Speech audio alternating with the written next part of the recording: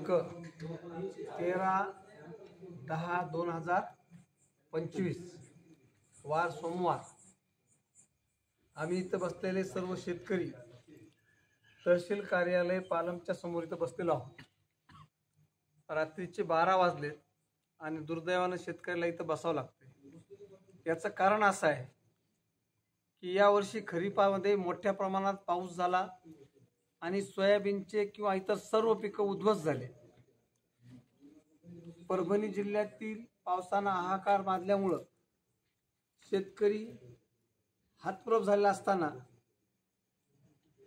पीक विमा योजनेचे अधिकारी AIC कंपनीच्या जिल्ह्याचे प्रमुख श्री भोसले यांनी शेतकऱ्यांना पीक विमा मिळू द्यायचा नाही असा ठाम निश्चय केला आणि या भागात होणारे पीक कापणी प्रयोग करत असताना ज्या ठिकाणी सोयाबीनचं उत्पन्न खूप जास्त दिसतंय असा प्लॉट निवडून त्या ठिकाणी पीक कापणी प्रयोग करणं असेल। काही ठिकाणी पीक कापणी प्रयोग करत असताना माझ्या कानावर अशी गोष्ट आली की पीक उत्पादन कमी आल्यामुळे दगड टाकून मोजून उत्पादन जास्त देण्याचा प्रकार केला आणि आज तर फारच आश्चर्याची गोष्ट घडली। पालम तालुक्यातील पेठशिवनी महसूल मंडळातील खरब धानोरा गावात सोयाबीनचा पीक कापणी प्रयोग होता। त्या ठिकाणी भोसलेंनी पाठवलेले प्रतिनिधी आले आणि त्यांनी पीक कापणी प्रयोग केला आणि सोयाबीन मोजलं। अर्धा गुंठ्यामध्ये सोयाबीन दाखवलं 5.25 किलो। गावातील शेतकऱ्यांना आणि पीक कापणी प्रयोगाच्या पंच समितीला संशय आला की सोयाबीन एवढं जास्त नाही। त्यांनी गावातील खासगी काट्यावर हे सोयाबीन मोजलं तर ते सोयाबीन निघालं 2 किलो 300 ग्राम। म्हणजे एका प्रयोगामध्ये साधारणतः 2.25 किलो वजन जास्त वाढून देण्याचं काम सदोष मशीन लावून AIC पीक विमा कंपनीच्या भोसले नावाच्या जिल्हा प्रमुखांनी केलं। सर्व शेतकऱ्यांनी ही चोरी पकडली आणि तालुका कृषी अधिकारी BDO माननीय तहसीलदार मॅडम यांना फोन लावला, संपर्क केला आणि त्या प्रतिनिधीला घेऊन पोलीस स्टेशनला आले।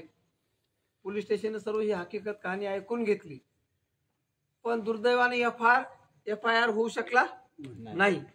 कारण काय होतं तर तो जो सोयाबीन मोजण्याचा काटा होता त्याचा काटा तपासणीचा अधिकारी उपलब्ध नव्हता।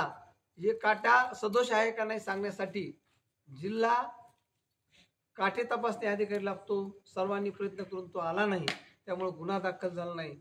गुन्हा दाखल जोपर्यंत होत नाही तोपर्यंत शेतकऱ्यांनी आपल्या घरी न बांधण्याची शपथ घेतली आणि आज पालमच्या तहसील कार्यालयाच्या आवारात रात्री 1:30-1 वाजता दुर्दैवाने शेतकरी इथं बसलेले आहेत।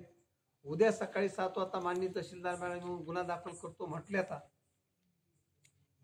जर गुन्हा दाखल 7 ला होईल 8 ला होईल, पण मला सर्व शेतकऱ्यांना विनंती करायची की आपल्या हक्काच्या सोयाबीनच्या पीक विम्यासाठी उद्या सकाळी 8 वाजता जास्तीत जास्त शेतकऱ्यांनी पालममध्ये पोहोचावं।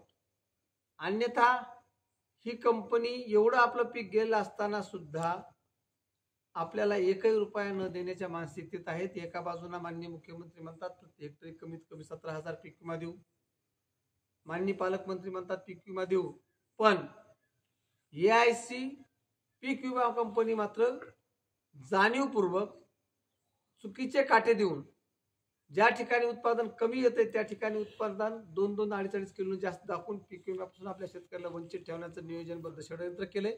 उद्या ह्या काट्याचा पंचनामा करून गुन्हा दाखल करू आणि जिल्ह्यात ज्याही ठिकाणी या कंपनीने उत्पादन जास्त दाखवले ते सर्व पीक कापणी प्रयोग कॅन्सल करू आणि हक्काचा पीक विमा मिळू। पण हा डॉक्टर सुभाष कदम किंवा एवढी बसलेली टीम हा मिळू शकत नाही। यासाठी शेतकऱ्यांना आपल्या हक्कासाठी जागृत व्हावं लागेल। उद्या छोटंसं काम आहे, सकाळी पालमला जास्तीत जास्त शेतकऱ्यांनी पोहोचावं।